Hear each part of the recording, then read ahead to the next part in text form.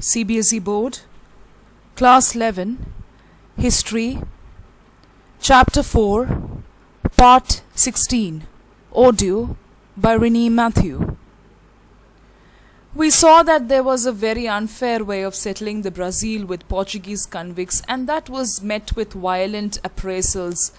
The natives did not encourage such kind of behavior from the settlers, and the Britishers had adopted the same practice in the American colonies, that is, suppressing the people with the convicts.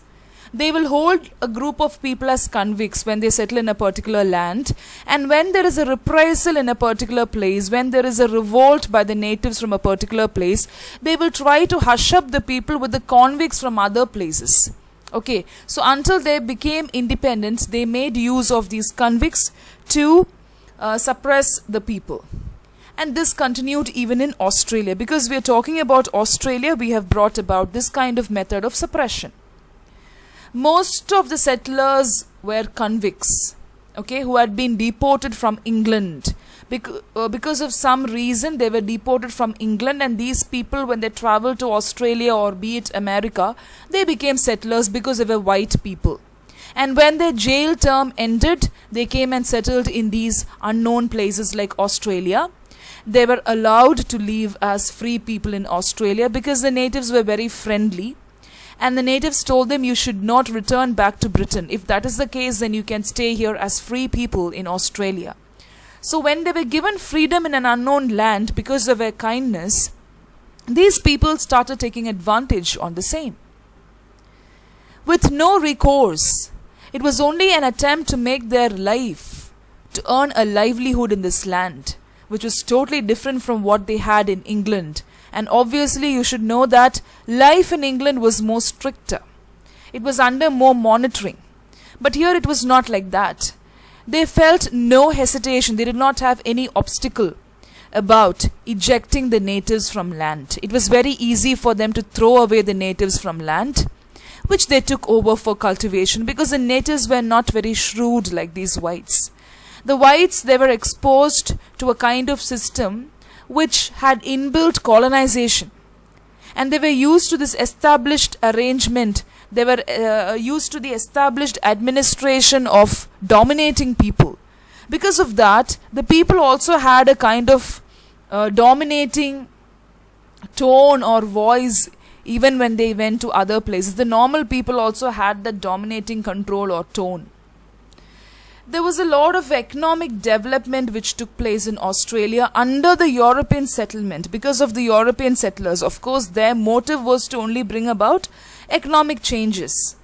But it was not as good as in America. It was not as versatile or varied as in America. Lot of sheep farms were set up. There were a lot of mining stations which were established over a long period of time. So you can imagine the amount of money which will be pooled in. And that was done with much labor. From where did they get the labor? Of course, from the natives. They turned the natives into workers. And a lot of vineyards were also there. Wheat farming was there. It was done over a larger scale, not small scale. Okay, large scale meant it led to a lot of economic development because of that.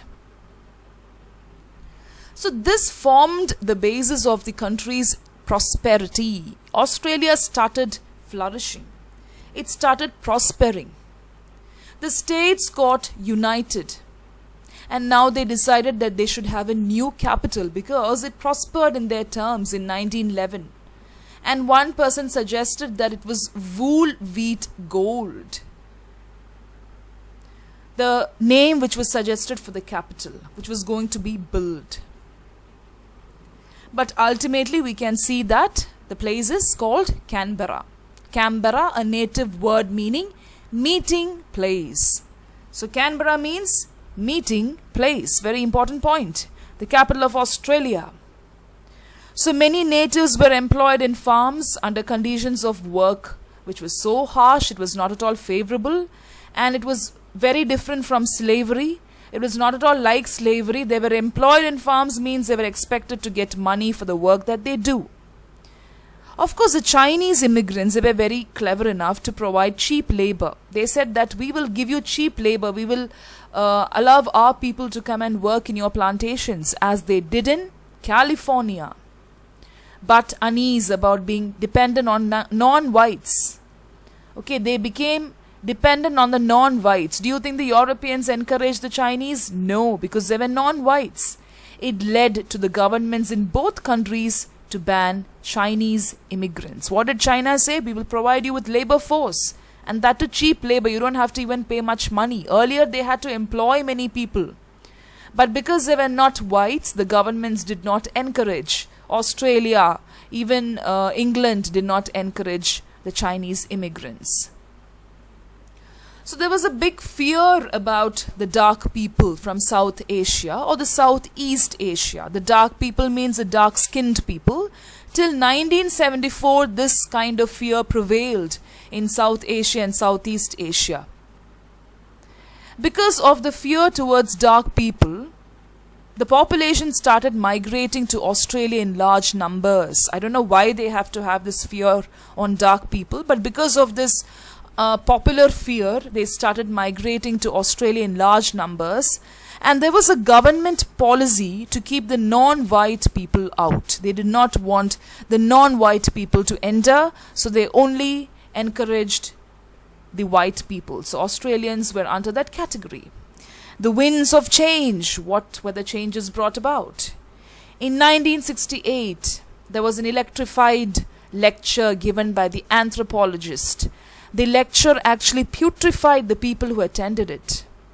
It was given by none other than W.E.H. Stanner, and this lecture is called it is titled The Great Australian Silence. The silence of historians about the Aborigines. Many of the historians pretended not to see the captivity of the Aborigines, the hardships of the Aborigines, or they failed to recognize, openly acknowledge the Aborigines. So what happened from the 1970s? As it was happening in North America, there was a great eagerness to understand the natives. We had to understand the natives. Because people started telling you have to understand the natives of a particular place. It is very important. They did not want to understand the natives because of anthropological curiosity. Not because of the initiative of the anthropologist, but because they were communities with distinct culture. Always the culture of the natives stand apart. They had unique ways of understanding nature and climate because they were the soils people. Okay, they had a sense of community which was very interesting, and that was interlaid with bodies of stories, textile, painting, carving skills. They had so much of skills, so many skills, which should be understood and recorded and respected. So this was a kind of attitude from 1970s. There was an eagerness to study. It was a fashion to study the natives in those days. So an urgent enquiry was made by a person called Henry Reynolds, which was articulated in his powerful book, Why Weren't We Told? So he was giving some response to this particular attitude. This particular book condemned the practice of writing Australian history. Australian history, records of Australian history was actually gained from Captain Cook's discovery. They went for expedition, I told you.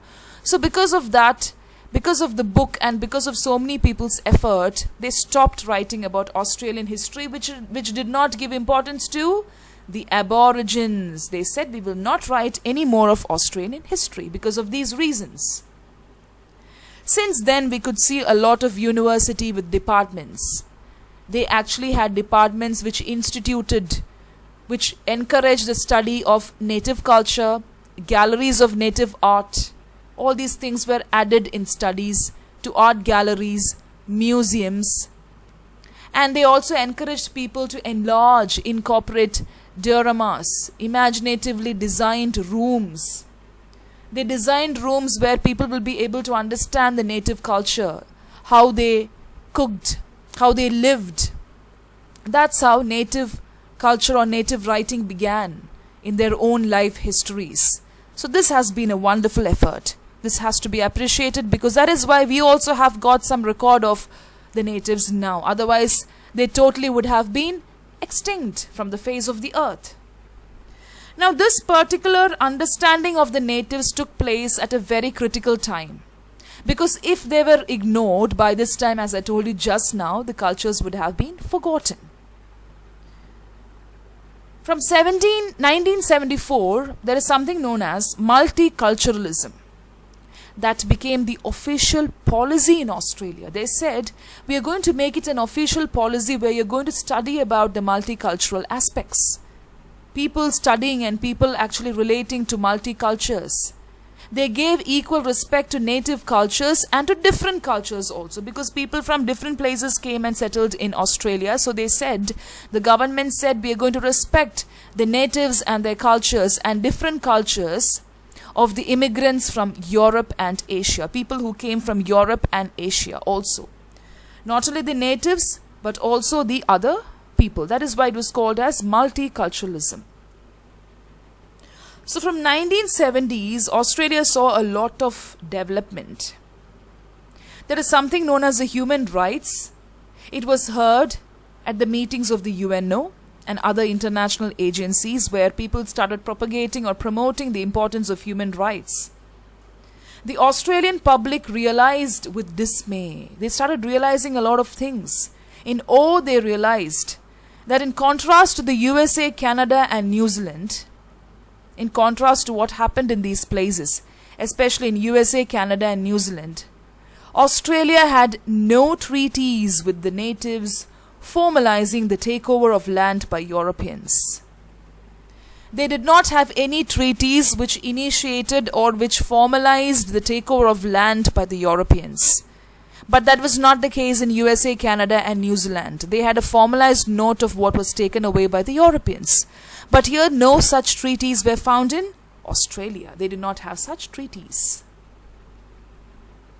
The government always termed the land of Australia as terra nullius, which belonged to nobody. That was the kind of sense which was propagated in Australia. It did not belong to anybody, because different cultures came. To whom did Australia belong? Many people from Europe, Australia, and even the natives were there. So, there was a long and agonizing, terrifying history of children. So many people came and settled in Australia, so children born to them were of multicultural origin. They were of mixed blood, native European. They were forcibly captured and separated from their native relatives, very harsh for them to thrive. And you should remember that during this time many people wrote books also. So children of mixed blood who were forcibly captured, and then of course children who were born was of different origin. There were a lot of response to this kind of actions. It led to enquiries, and because of the enquiries and because of the agitation, we can come to two main conclusions. One is to recognize that the natives definitely and assuredly had strong historic bonds with the land. When compared to other people who came and settled in Australia, of course the natives were known as the soil's men. They had a lot of historic bond and root to the soil. And land was definitely sacred to them. It was holy to them, and that should be respected. They always respected the land that they lived in. So that is something which we have to learn from them. Second point is, the past acts of the natives, whatever hard work they did, it could not be undone. We have to respect and we have to acknowledge that the past cannot be undone. There should be a public apology for the injustice done to children. We have to publicly apologize for all the injustice done to the future generation in an attempt to always keep white. Why do you have to always keep importance to white? It is not required. We should apologize. The country, the whole world, especially the settlers, should apologize for the injustice done to the future generation. For demarcating the colored people, it is not a very good action. So we should actually apologize is the point. Now we are going to part 4 of this particular section, which is paths to modernization. Very important point.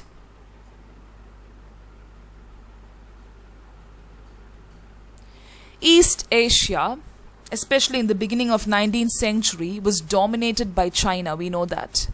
And Qing dynasty was a particular dynasty which had a very long tradition. It was very secure in its power, very administrative.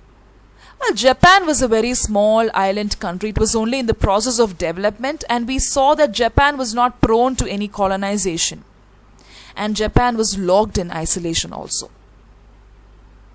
So within few years, within few decades, China was thrown into turmoil, into confusion. They were not able to face the colonial challenge because of the settlers and the Europeans. They were very strong. It was very difficult for even China to stand against it. And you should remember this point, very important point, that Japan was a small island country. It was locked in isolation. It was good for them in one way because they did not have any connections with the outside world. Nobody knew about them. Nobody came into Japan also till then.